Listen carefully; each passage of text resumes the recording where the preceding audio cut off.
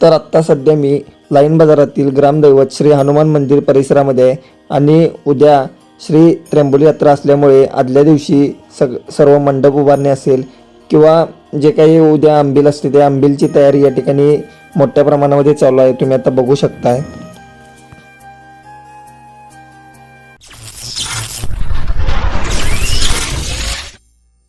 नमस्कार, माझे नाव प्रथमेश सावंत। माझ्या PS ब्लॉग्स या चॅनलमध्ये मी तुम्हा सर्वांचे सरसे स्वागत करतो। नवीन व्हिडिओ घेऊन आलो आहे ज्यामध्ये तुम्हाला आमच्या लाईन बाजारमध्ये पारंपरिक पद्धतीने जी त्र्यंबोली यात्रा साजरी केली जाते ते तुम्हाला मी माझ्या व्हिडिओच्या माध्यमातून दाखवणार आहे। व्हिडिओ शेवटपर्यंत बघा। व्हिडिओ आवडला तर लाईक करा, कमेंट करा, शेअर करा आणि असेच नवनवीन व्हिडिओ पाहायचे असतील तर माझ्या चॅनलला सबस्क्राईब करा। आज आपण लाईन बाजारातील त्र्यंबोली यात्रेबाबत जी काही माहिती घेणार आहे। आपल्याबरोबर आता लाईन बाजारातील काही मंडळी आहेत ती आपल्याला यात्रेबद्दल थोडी माहिती देणार आहेत। तर पाहूया की सुरुवातीला म्हणजे यात्रेची लगबग चालू होते, कशा प्रकारे लाईन बाजार यात्रा साजरी केली जाते ही आपल्याला माहिती मिळणार आहे। तर आपल्यासोबत लाईन बाजारचे मंडळी आहेत। धना मामा, यात्रेची सुरुवात नेमकी कधीपासून चालू होते? म्हणजे परंपरेनुसार आषाढ महिन्यातल्या तिसऱ्या मंगळवारी यात्रा त्र्यंबोली यात्रा केली जाते। त्यापूर्वी आमच्या या हिंदू समाजाच्या वतीनं आपण एक मीटिंग बोलवली असते, जनरल म्हणजे गावसभा मीटिंग असते, ग्रामसभा। त्या मीटिंगमध्ये सर्व लाईन बाजारमधील सिनियर ज्युनियर असे सर्व लोक येतात। त्या मीटिंगमध्ये आम्ही या यात्रेसंबंधी चर्चा करतो की बाबा यात्रा कधी करायची, ती यात्रा करण्यासंबंधी मीटिंगमध्ये चर्चा होऊन आम्ही प्रथम कौल त्र्यंबोली दिवस कौल घेण्यासाठी आम्ही जातो आणि त्या कौल मिळाल्यानंतर तिसऱ्या मंगळवारीनंतर आमची ती यात्रा होते। त्यामध्ये वर्गणी ठरवली जाते, मटणाचे वाटे घालायचे ठरवले जातात, त्या ते कमिटी नेमली जाते आणि त्यापासून आम्ही त्या कमिटीपासून वर्गणी प्रत्येक भागात आमचे ते कार्यकर्ते नेमलेले आहेत, त्याच्याकडे पावती पुस्तक देऊन ती वर्गणी जमा करून आम्ही तिचे नियोजन करतो। नमस्कार। राजा महाराजांच्या काळातील इन्फंट्रीमधून सैनिकांकडून केल्या जाणाऱ्या त्र्यंबोली यात्रेची परंपरा आज ही आमच्या हिंदू समाज लाईन बाजार या समाजाने जोपासली आहे। यामध्ये प्रथम देवीचा कौल घेतला जातो यात्रेच्या आधी, त्यानंतर यात्रेची तारीख ठरवली जाते आणि त्याप्रमाणे त्या यात्रे दिवशी सकाळी या परिसरातील माहेरवासिनी किंवा लग्न होऊन गेले इथल्या मुली सुवासिनी यांना वाजत गाजत टेंबाई टेकडी येथे आंबील घोड्या व निवेद असं तिथे नेले जाते।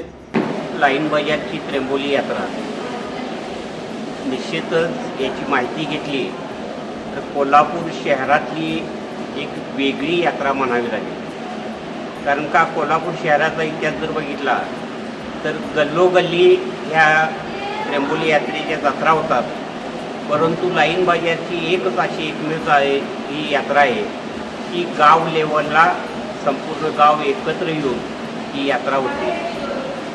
याचं दुसरं वैशिष्ट्य म्हणजे की आपण त्र्यंबोली टेकडीवर आपण जातो तर त्याचं त्या देवीचंही माहेरघर लाईन बाजार आणि पोलीस लाईन असं उल्लेख आहे आणि हा पूर्वीचा संस्थान काळापासून ही यात्रा चालू आहे। आमच्या लाईन बाजारचं ग्रामदैवत हनुमान मंदिर इथे हिंदू समाज लाईन बाजार यांच्यामार्फत ही यात्रा केली जाते। आज आपण इथं त्र्यंबोली यात्रेच्या पूर्वतयारीची माहिती घेतोय। खरोखरच आज गाव लेवलला जो काही प्रसाद असेल म्हणजे आंबील घुगऱ्या वगैरे असतील तर ते देखील करण्यासाठी इथं संपूर्ण गावातील तरुण मंडळी म्हणा किंवा महिला वर्ग हे सगळे येतात आणि आज तुम्हाला इथं पाहायला मिळेल की देवीच्या शाकाहारी प्रसादासाठी पोळ्या करणे म्हणा आणि बटाट्याची भाजी असेल, वड्या असतील, ह्या सगळ्या एकत्रित महिला एकत्र येऊन करतात आणि हे सगळं 12 वाजेपर्यंत आटपलं की देवीच्या म्हणजे देवी अंगात येणे असं जे आपण म्हणतो त्याप्रमाणे देवीनं इथं कौल दिल्यानंतर सर्वजण त्याचा आशीर्वाद वगैरे घेऊन पुढील कार्यासाठी हे करतात। हे झालं आदल्या दिवसाचा माहोल। त्र्यंबोली यात्रेला देवीला जे पाणी अर्पण करतात म्हणजे त्याची काय परंपरा आहे, काय प्रथा आहे नेमकी? गाव पातळीवर जत्रा भरवली जाते. नवीन सुवासिनी म्हणजे लग्न झालेल्या मुली त्यांच्याकडे आम्ही ते आंबील घुगऱ्याची कळशा देऊन बेंड बाजा ह्या जे गाव पातळीवर आम्ही ते चरक संपवून तसंच आम्ही डेव्हलपमेंटला जातो त्या मुलीला घेऊन. पहाटे सकाळी 4 वाजता गावातील सर्व तरुण मंडळी एकत्रित येऊन नदीचं पाणी आणून ते पाणी इथं हनुमान मंदिरामध्ये इथं पहिलं हे करतात दिलं जातं आणि त्यानंतर त्र्यंबोलीच्या टेकडीवर ते घेऊन जातात. सकाळी 6:30ला गावातील सुवासिनी म्हणजे आमच्या गावातील मुली ज्या बाहेर लग्न होऊन जातात किंवा बाहेरून लग्न होऊन आत येतात त्या सर्वांना आम्ही आमंत्रित करतो आणि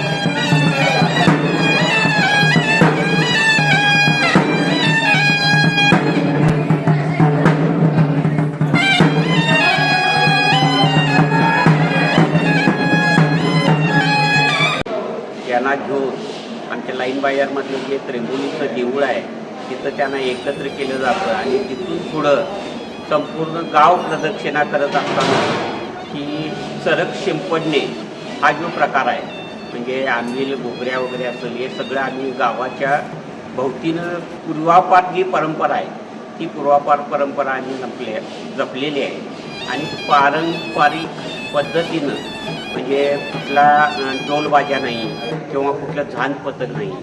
जो पी डबाचा जो बाजा आहे त्या बाजाच्या सहभागामध्ये आम्ही यात्रा साजरी करतो.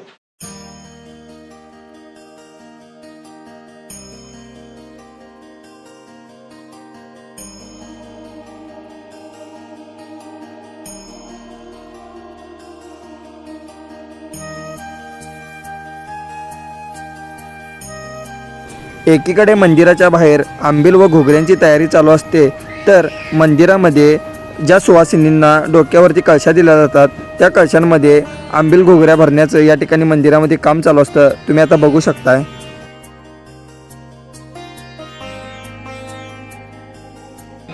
ग्रामदैवत श्री हनुमान मंदिरामध्ये जत्रेच्या मुख्य दिवशी सकाळी सर्व सुवासिनींना एकत्र बोलवून या ठिकाणावरून यात्रेला प्रारंभ होतो.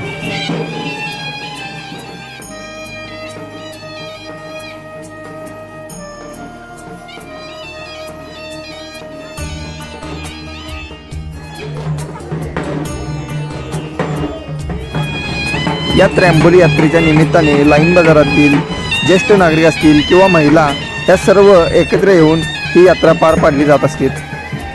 श्री हनुमान मंदिरापासून चालू झालेला हा यात्रेचा लवाजमा हा चालत लाईन बाजार चौकातील त्र्यंबोली मंदिरामध्ये येतो व त्या ठिकाणी महिला ह्या डोक्यावरील कळशी त्र्यंबोली मरगाई देवीच्या समोर ठेवतात व या ठिकाणी महिला थांबतात आणि उर्वरित जो लवाजमा असतो हा लाईन बाजारच्या विशीवरून ही संपूर्ण मिरवणूक काढली जाते.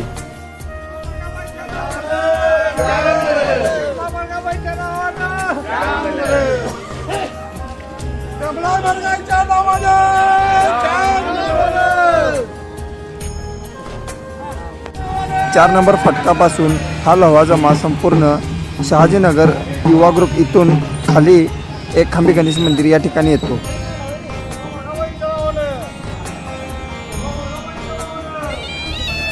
ज्या ज्या गल्लीबोळांमध्ये ही संपूर्ण मिरवणूक जात असते त्या ठिकाणी अंगात आलेल्या महिलेच्या पायावर पाणी घालून हळदी कुंकू लावले जात असते.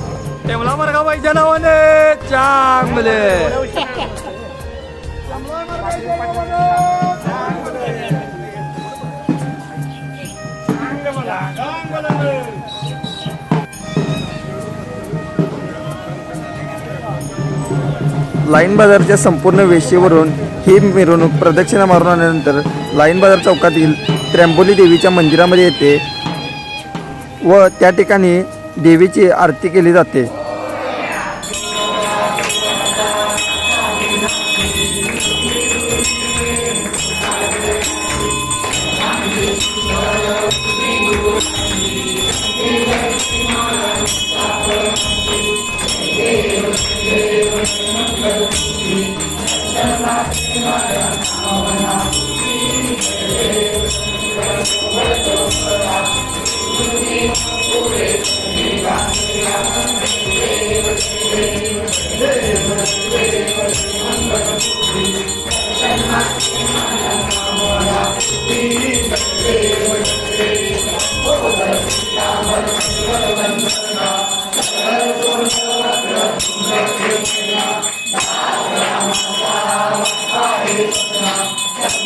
आरती झाल्यानंतर मंदिरामध्ये देवीच्या समोर ठेवलेल्या कळशा पुन्हा एकदा सुवासिनीच्या डोक्यावर ठेवून ही संपूर्ण यात्रा टेमलाई टेकडीच्या त्र्यंबोली देवीकडे जायला निघते.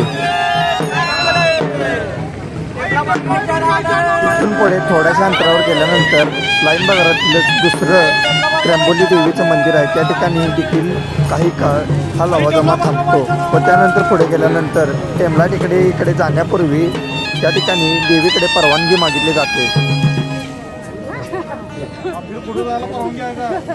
हे बाग ओपन केलेलं व्हिडिओ मान्य करून घ्या आणि आपली पुढे जायला परवानगी द्या. आई टेमडा मरगाबाईच्या देवस्थान समितीच्या वतीने या ठिकाणी टेम्पो गाडी ठरवली जाते व त्या गाड्यांमध्ये सुवासिनींना एकत्र घेऊन टेमलाई टेकडीकडे नेण्यात येते. आई टेमडा मरगाबाईच्या नावानं सांग बरं.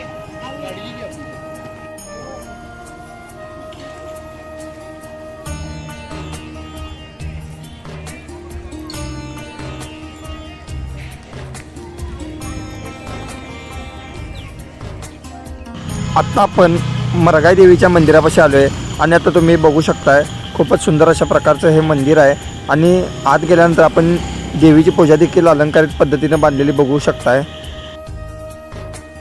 यानंतर सर्व सुवासिनींना घेऊन टेमलाई टेकडीवरील मुख्य त्र्यंबोली देवी मंदिरामध्ये ह्या सर्व सुवासिनींना घेऊन 5 प्रदक्षिणा मंदिराच्या भोवती मारल्या जातात व ह्या सुवासिनी पुन्हा मंदिरामध्ये आत येतात. सर्व सुवासिनींना मंदिरामध्ये एकत्र बसवलं जातं तर देवीला अभिषेक घालून त्यानंतर देवीची अलंकारिक पूजा बांधण्याचं काम पुजाऱ्यांच्या वतीने या ठिकाणी चालू असतं.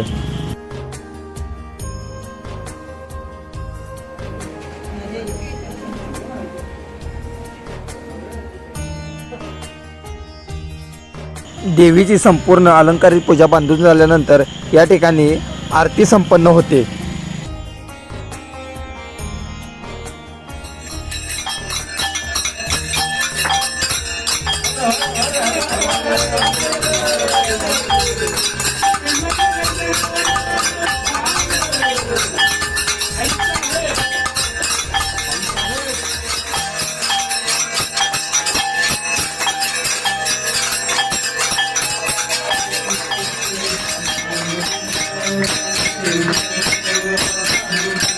टेमलाई टेकडीच्या खाली असणाऱ्या दुर्गादेवी मंदिरामध्ये या सर्व सुवासिनींना यानंतर नेले जाते. टेमलाई टेकडीवरील हा संपूर्ण कार्यक्रम आवरल्यानंतर सर्व सुवासिनींना घेऊन पुन्हा लाईन बाजारातील हनुमान मंदिर या ठिकाणी आणले जाते व यात्रेच्या आदल्या दिवशी रात्री केलेला गोड्या जेवणाचं नैवेद्य म्हणजेच पोळ्यांचं जेवण या ठिकाणी त्यांना वाढलं जातं. ह्या सर्व सुवासिनींचा जेवणाचा कार्यक्रम आटोपल्यानंतर त्यांची प्रथेप्रमाणे ओटी भरण्यात येते. हा संपूर्ण सोहळा आटोपल्यानंतर या ठिकाणी लाईन बाजारातील पद्मापतक चावडी या ठिकाणी मटणाचे वाटे वाटायला चालू केलं जातं. ही संपूर्ण यात्रा पार पाडण्यासाठी अनेक पडद्यामागचे कलाकार या ठिकाणी काम करत असतात. यांच्यामुळेच ही यात्रा संपूर्ण पार पडत असते. तुम्ही बघू शकता मंदिर परिसरातील संपूर्ण स्वच्छता करण्याचं काम या ठिकाणी चालू आहे. हे संपूर्ण काम निस्वार्थीपणाने हे सर्व सेवेकरी दरवर्षी करत असतात. हा जर का व्हिडिओ तुम्हाला आवडला असेल तर लाईक, कमेंट, शेअर करा आणि चॅनलवर नवीन असाल तर चॅनल सबस्क्राईब करा.